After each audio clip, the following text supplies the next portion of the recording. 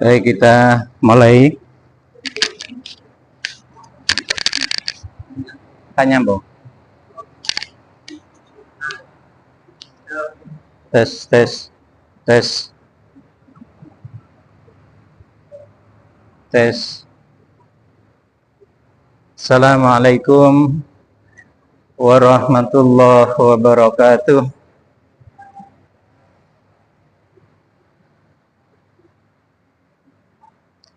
Alhamdulillah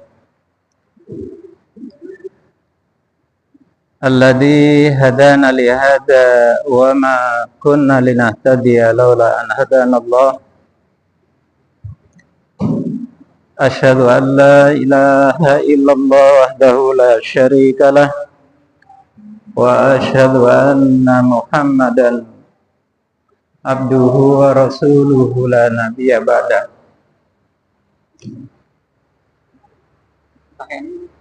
Ini biasanya enak ya.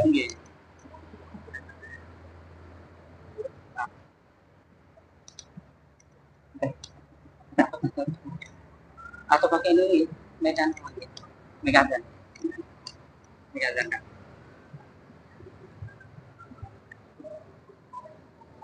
Wassalatu wassalam ala Rasulillah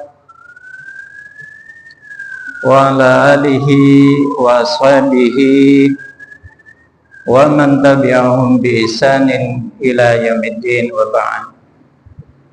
Alhamdulillah, para jamaah yang dirahmati oleh Allah Subhanahu wa taala, kita bersyukur Allah pertemukan kembali dalam majelis yang penuh barokah ini, majelis yang kita yakini sebagai salah satu wasilah, salah satu sarana untuk mendekatkan diri kita kepada Allah Subhanahu wa taala. Untuk itu kita bersyukur kepada Allah atas nikmat yang begitu besar buat kita, khususnya pemberian Allah kepada kita berupa hidayah, hidayah keimanan, hidayah Islam, hidayah yang kemudian kita di dalam mengamalkan kegiatan sehari-hari itu menikmati karena bersama Allah Subhanahu wa taala. Hidayah ini yang harus terus-menerus kita genggam, kita pertahankan, bahkan kita kuatkan, sehingga amalan-amalan yang kita lakukan karena hidayah ini menjadikan kita semakin produktif amalnya.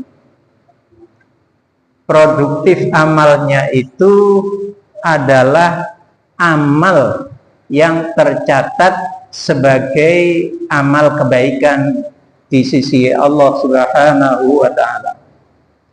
Para jamaah yang dirahmati oleh Allah Subhanahu wa taala, selama ini saya menyampaikan kaitannya dengan upaya mendalami pemahaman keimanan kita kepada Allah, sehingga dengan memahami keimanan itu kemudian mencerahkan, kemudian kita bisa meniti kehidupan ini menjadi terarah. Sebab kadang-kadang keimanan itu kita dengarkan begitu saja iman kayak apa penerapannya dan seterusnya. Ya tentu saja hal ini membutuhkan sedikit konsentrasi kita. Dengan konsentrasi itu nanti insya Allah kita rasakan nikmatnya iman, itu akan kita rasakan. Para ulama biasanya begitu menikmati kehidupan berislam ini setelah dia menyelami proses kehidupan sufiyah. Sufiyah itu lebih kepada penghayatan, nilai ruhiyah, memberdayakan hati ini mampu menangkap atau mampu mencoba berupaya apa sih yang sesungguhnya dikehendaki oleh Allah Subhanahu wa taala di dalam kehidupan ini.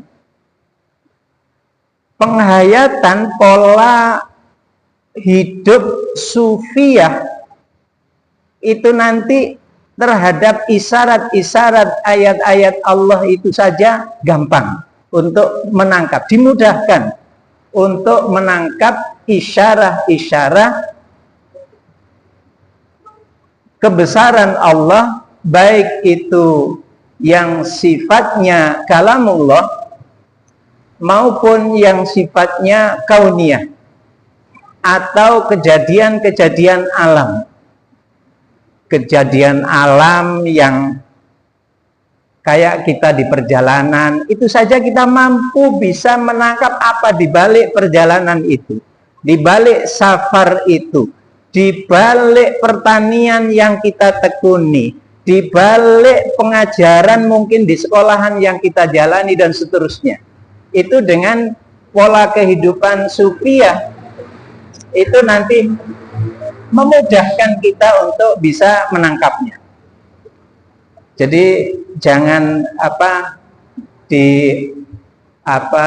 dianggap remeh ya, kita nangis karena Allah dan seterusnya, karena menghayati kehidupan ini, betapa mengharukan hidayah itu bagi kehidupan kita. Cuman kadang-kadang diterapkan termasuk pergolakan yang terjadi di tengah-tengah ulama itu, seorang sufiyah itu kadang-kadang kemudian membatasi diri atau bahkan memisahkan diri dari kehidupan masyarakat. Itu yang mungkin tidak benar. Jadi dia menikmati kehidupan itu hanya untuk dirinya. Atau kelompok-kelompok torikoh-torikoh yang kita lihat banyak. Kelompok torikoh itu kelompok yang sesungguhnya menghidupkan hati. Nah, pola kita mungkin juga bisa ke arah sana, atau kita membuat pola sendiri, kita sufiyah torikoh yang kita jalani. Misal malam hari saat qiyamul lail, kita spesifik berinteraksi dengan Allah Subhanahu wa ta'ala, itu nanti akan menghidupkan hati kita. Ma'asyiral muslimin, para jamaah yang dirahmati oleh Allah Subhanahu wa ta'ala, pemahaman keimanan yang kemarin sudah kita sampaikan, kita masih ada di tahapan memahami syahadah, mencoba untuk mengurai syahadah. Syahadah secara terminologinya sudah kita ketahui syahadah. Begitu juga terminologi kaitannya dengan apa kemarin? Ilaha. Ilaha itu apa? Artinya di sana ada kandungan makna kita merasa nyaman dalam lindungan Allah, kita mencintai dan seterusnya. Ilaha. Di kesempatan yang mulia ini, saya ingin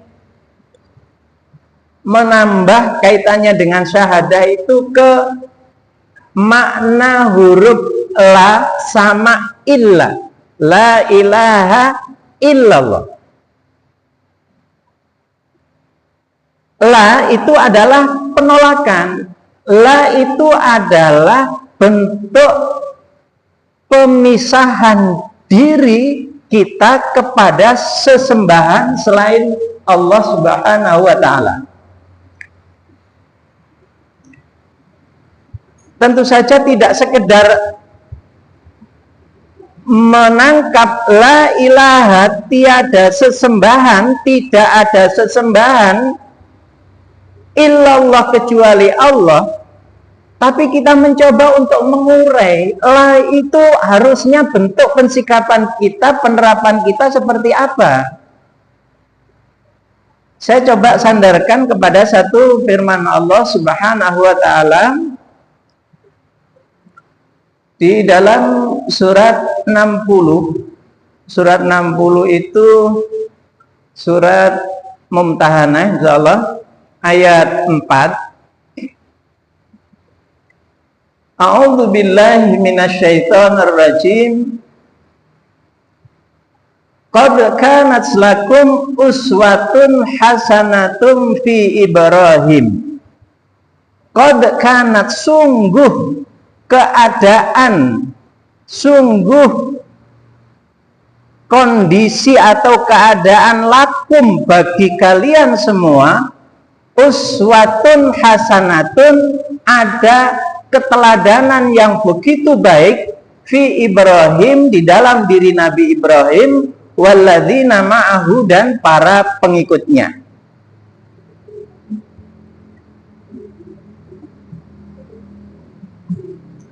Ada kata qad, jadi ya Allah ingin mentakkid kepada kita, sungguh itu nggak main-main, bahwa ada uswatun hasanah, ada teladan baik bagi kalian fi Ibrahim walladzina ma'ahu, dan orang-orang yang mengikutinya. Jamaah yang dirahmati oleh Allah Subhanahu wa Ta'ala, sedikit kita mereview Nabi Ibrahim itu juga dikenal dengan Aba minal Anbiya, Aba minal Mursalin. Jadi Nabi Ibrahim itu bapaknya para nabi, bapaknya para rasul. Artinya tidak saja di poin biasanya di Idul Adha ya, tapi di sini di dalam ayat ini, iz qalu liqaumihim, ketika Nabi Ibrahim itu mengatakan kepada kaumnya, inna bura'u minkum, sesungguhnya aku, bura'u, bura'a, baro'ah itu ya berlepas diri, memisahkan diri. Surat At-Taubah itu juga disebut dengan surat baro'ah. Allah dan Rasulnya juga berbaro'ah. Nah, kemudian di sini Nabi Ibrahim memberikan contoh kepada kita, waladzi ma'ahu, artinya kita pengikutnya, itu berlepas diri, minkum, dari kalian. Kalau taubah itu apa itu? Bara'atum minallahi wa rasulihi, bara'atum minallahi wa rasulihi. Kok hilang hafalan? Ilal ladzina ahadtum minal musyrikin. Jadi Allah dan Rasulnya itu berlepas diri terhadap perjanjian dengan orang-orang musyrik. Artinya ben-beno wis ndak diselikuri wis. Jadi berlepas diri terhadap perjanjian orang-orang musyrik yang memang mereka adatnya atau wataknya itu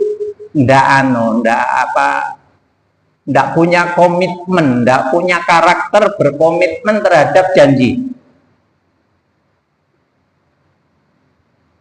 Sedikit kayak kondisi dunia saat ini, masih mereka sepakat melakukan gencatan senjata sekarang Israel dengan Hamas, wis boleh dilakukan karena memang tidak punya karakter untuk menepati janji. Nggak salah wis molayan, berong wayai gencatan selesai itu sudah macam-macam. Kembali ke sini, bura'a'u minkum wa mimma ta'buduna min dunillah. Berlepas diri dari kalian dan terhadap apa-apa yang kalian sembah min dunillah, selain Allah, dari selain Allah. Kafarna bikum. Di samping bura'a, melepaskan diri, di sini ada kalimat kafarna bikum. Kami mengingkari terhadap kalian. Jadi makna la ilaha la itu juga kafarna, kita harus mengingkari.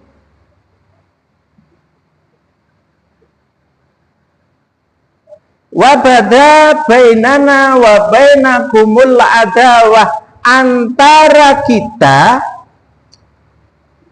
dan juga di antara kalian, kami, bainana wa bainakum, di antara kami, kelompoknya Nabiullah Ibrahim dan para pengikutnya, dan terhadap orang-orang yang kafir, al-adawah, ada permusuhan. Jadi la ilaha la itu juga bermakna adawah. Kita harus memusuhi terhadap sesembahan selain Allah. Di samping kita berlepas diri, ndak terikat oleh mereka, juga kita mengingkari dan juga kita memusuhi. Itu makna la ilaha illallah yang dicontohkan dalam ayat ini oleh Nabiullah Ibrahim alaihissalam. Wal baghdha'u, dan kebencian. Jadi makna la itu juga benci. La ilaha, benci terhadap ilah, sesembahan selain Allah.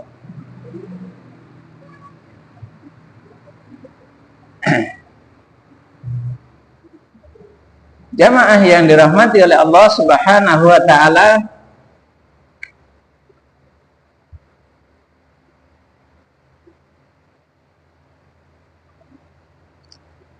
kita kalau ilah selain Allah itu kan di sana ada makna atau ada persamaan bahasa tauhid ya. Jadi Nabi itu diperintahkan untuk beribadah kepada Allah, wajtanibut tauhid, dan menjauhi tauhid. Jadi tauhid itu adalah sesembahan selain Allah. Kita nggak usah yang ekstrim ya, golongane akik karo apa iku wis genah wak dhewe. Sekarang di dalam Al-Qur'an itu ada ilah yang disebutkan, diantaranya adalah janganlah menjadikan hawa nafsu itu sebagai Tuhan. Nah ini yang mungkin kita masih belum bisa melepaskan diri. Secara nggak sadar kita itu tiap hari itu bergelut hawa nafsu kita. Apakah yang kita kerjakan berdasarkan nafsu kita atau berdasarkan keinginan Allah Subhanahu wa ta'ala? Ini penting untuk kita cermati. Kalau di sana maknanya adalah berlepas diri, kemudian mengingkari, kemudian memusuhi, kemudian membenci, maka terhadap hawa nafsu mesti kita harus coba rencanakan, kita susun agenda kita untuk bagaimana terhadap hawa nafsu. Hawa nafsu ya, ada hawanya, hawa itu rendah ya, nafsu yang rendah kita itu harus kita jalani. Karena seluruh amalan yang kita jalankan atas landasan hawa nafsu itu juga tertolak. Sholat krono hawa nafsu iso tertolak karena tidak karena Allah. Makan tidak disadari, tahu-tahu itu hanya menuruti keinginan. Makanya di sini di dalam peperangan kita dengan hawa nafsu itu terus ada zikrullah, ada ingat kepada Allah. Mangan makanan yang kita senangi dengan makanan atau dengan niat kita untuk tidak jauh dari Allah, ini harus kita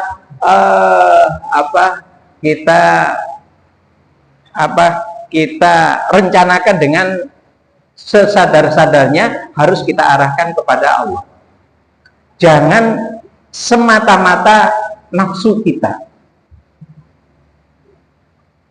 Makanya kan perintah Nabi itu makanlah saat lapar dan berhentilah sebelum kenyang. Tapi kalau didasari kepada nafsu, tidak ingat sudah ini. Mungkin masih kenyang ya, ada di hadapan kita. Umpama kita mertamu, kita sudah kenyang. Sama tuan rumah, karena ingin menghormati tamu, maka disuguhi. Niat kita bukan bernafsu untuk makan, tetapi niat kita adalah menghormati tuan rumah yang lagi menjalankan sunnahnya untuk. Nah, ini kan harus ada niatan yang jelas kita. Dari situ Allah nanti akan mengetahui apa yang kita lakukan. Ya, terutama memang hawa nafsu ini yang banyak terjadi di dalam diri kita. Insya Allah hal-hal lain yang sifatnya ekstrim, itu tauhid, itu sudah jelas setan. Hanya saja kalau kaitannya dengan setan, itu kita juga kadang-kadang tidak sadar, ya. Tidak sadar. Dalam surat An-Nas itu jelas, di situ kita suruh ta'awudz, ya. Qul a'udzu birabbin nas, malikin nas, ilahin nas, min syarril waswasil khannas. Al-khannas, kejahatan al-khannas itu lembut sekali. Beliau termasuk salah satu batalionnya setan, al-khannas itu, yang memang berdekatan dengan kita semua, masing-masing kita. Al-khannas itu lembut, lunak, dia itu sesungguhnya nggak tangguh, tapi ulet. Jadi pada saat kita ingat kepada Allah, dia itu kalahan, nyingkrih. Pada saat kita sadar dengan Allah, kita bersama dengan Allah, insya Allah al-khannas itu menghindar. Menghindarnya cuma tidak jauh, tidak di belakang telinga, tak apa, pokoknya masih di sekitaran kita. Begitu kita lalai dari Allah Subhanahu wa ta'ala, bisikan itu masuk lagi kepada kita. Jenengan semua ini atau saya, ya bisa jadi masuk di umpama al-khannas itu masuk ke pikiran saya, perasaan saya, supaya muncul riya dengan bicara seperti ini. Jenengan mendengarkan, nggak usah dirungokne teman-teman. Ono bisikan bisikan kecil di situ. Itulah al-khannas. Nggak usah serius-serius, nggak usah. Itulah al-khannas. Jadi penghayatan kita memahami iman itu ke arah sufiah itu nanti ke sana. Jadi seakan-akan, makanya pada saat malaikat menjelaskan kepada para sahabat melalui Rasulullah itu menjelaskan tentang iman, Islam, iman dan ihsan. Di poin ihsan itu beribadahlah kepada Allah seakan-akan engkau melihat Allah. Jadi pemberdayaan hati kita ingin memberdayakan hati, menghidupkan hati kita itu supaya seakan-akan melihat Allah. Jadi hari ini kita duduk juga harus ada muraqabatullah di situ. Harus merasa diawasi oleh Allah, dan memang diawasi. Kalau muraqabatullah, merasa diawasi itu tinggi di dalam diri kita, relatif aman kita. Insya Allah yang kita lakukan adalah yang baik-baik. Masa merasa diawasi oleh Allah kemudian bermaksiat, kan enggak. Nemen, artinya muraqabatullahnya yang perlu ditingkatkan lagi. Baik, kembali lagi ke sini. Jadi penerapan makna la itu, jadi harus ada perencanaan kita untuk menolak, untuk membenci, memusuhi, berdoa kepada Allah supaya dijauhkan dari godaan setan dan seterusnya. Nah, itu harus rutin kita jalani.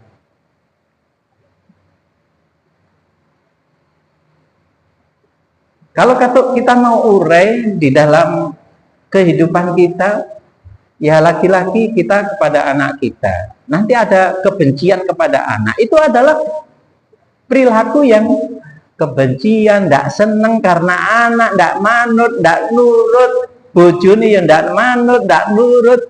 Nah, itu harus bagaimana kita tetap sandaran kita kepada iman ini jangan tergoda, jangan terbawa. Jadi bagaimana kita nanti makna illallah itu yang harus kita banyak terapkan. Illa, peneguhan, kecuali Allah, berarti makna selain ini semua. Kalau di sana buro'a, maka kita harus ribat, kita harus dekat, muraqabatullah, kita harus selalu dekat, berusaha dekat dengan Allah Subhanahu wa ta'ala. Kafarna, kita ingkari selain Allah, sebaliknya kita taati Allah.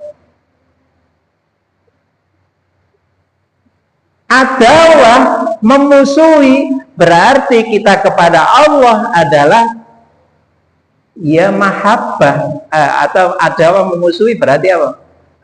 Menjadikan wali, aulia, pelindung dalam kehidupan kita. Al-baghdha, kebencian, berarti kita mahabbah.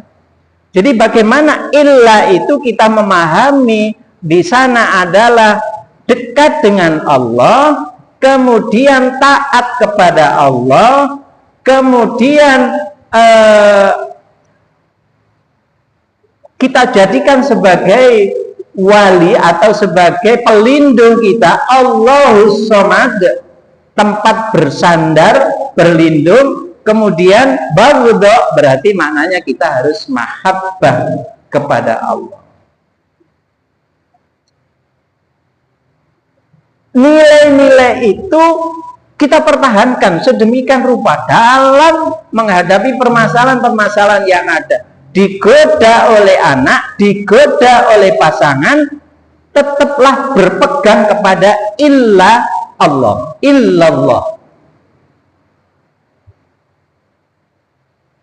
Ma'asyiral muslimin rahimakumullah. Jadi iman itu sesungguhnya nanti akan melahirkan kelembutan, kesantunan, kebenaran, di sana menjadi nur cahaya. Di dalam penerapan keseharian kita, yang dulu juga sudah kita sampaikan tahapan amal ya. Tahapan amal ini apa harus kita perhatikan, kita cermati terus menerus. Di sana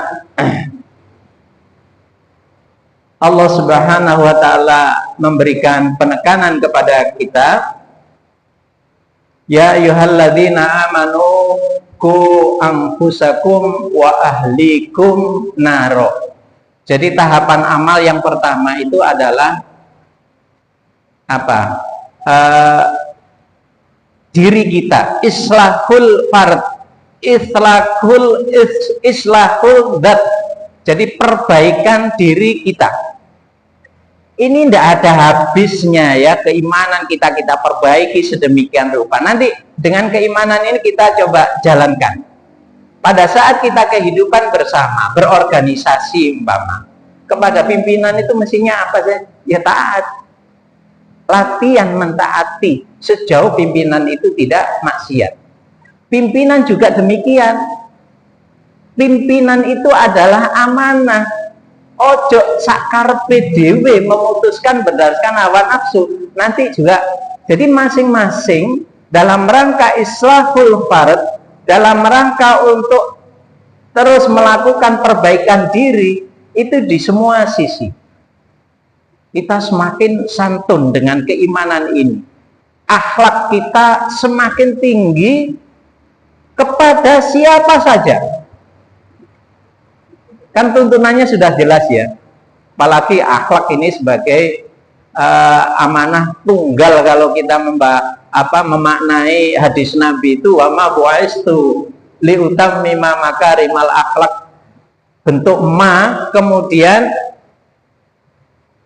wa ma bu'istu li utammima makarimal akhlak, kecuali hanya untuk memperbaiki akhlak. Seakan-akan amanah itu tunggal.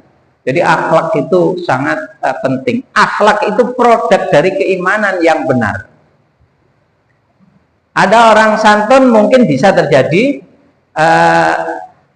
tapi kalau saya mencoba mencermati Adi Hidayat itu, kalau akhlak itu karena dasar Islam, tertukar ya. Kalau adab itu karena memang kondisi lingkungan, sama-sama baik, tetapi yang paling mendasar itu adalah berdasarkan nilai Islam. Itulah akhlak. Wa innaka la'ala khuluqin adzim. Kemudian iman ini juga nanti akan membuahkan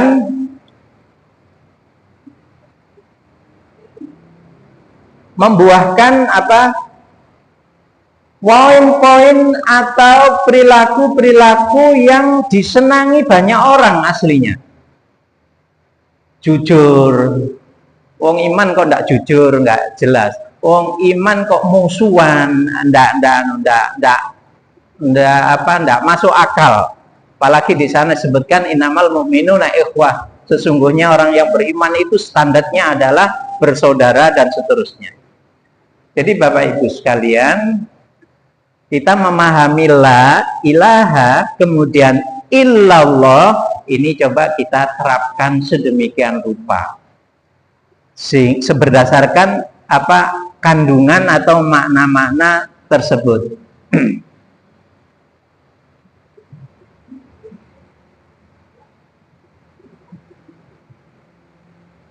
Oh, masih ada ya. Jadi mari kita upayakan sedemikian rupa. Sebentar lagi kita tanggal berapa? Tanggal 1 Maret ya, kita memasuki bulan Ramadan. Dengan keimanan itu nanti akan semakin produktif.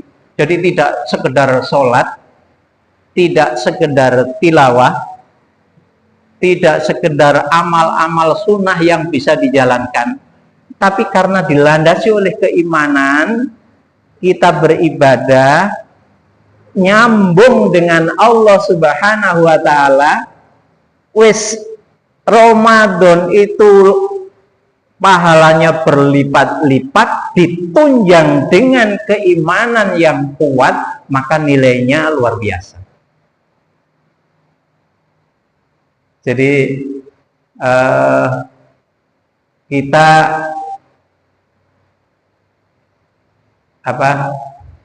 nanti akan menjalankan itu dengan nikmat sekali, karena didasarkan keimanan kita kepada Allah yang semakin kuat. Ini yang sebenarnya ingin terus-menerus kita sampaikan di sini. Kita kenapa kita memahami keimanan itu penerapannya nanti di mana saja. Jadi tidak sekedar ilmu, tapi memahami keimanan berdasarkan penghayatan ini nanti menjadi landasan semua amal yang kita lakukan keseharian, apalagi kita mau menyambut bulan yang begitu agung. Ada pendakwah atau ada ulama yang menyebutkan pahala di bulan Ramadan ini untuk menutupi kekurangan-kekurangan pahala di luar bulan Ramadan.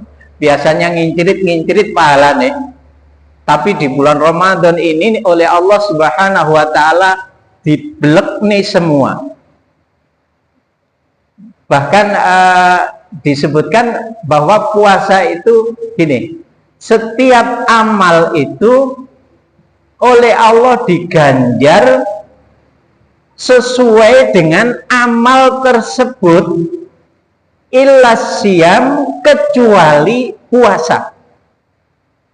Ini kita coba cermati bahasanya. Illas siyam, kecuali puasa. Fa innahu li.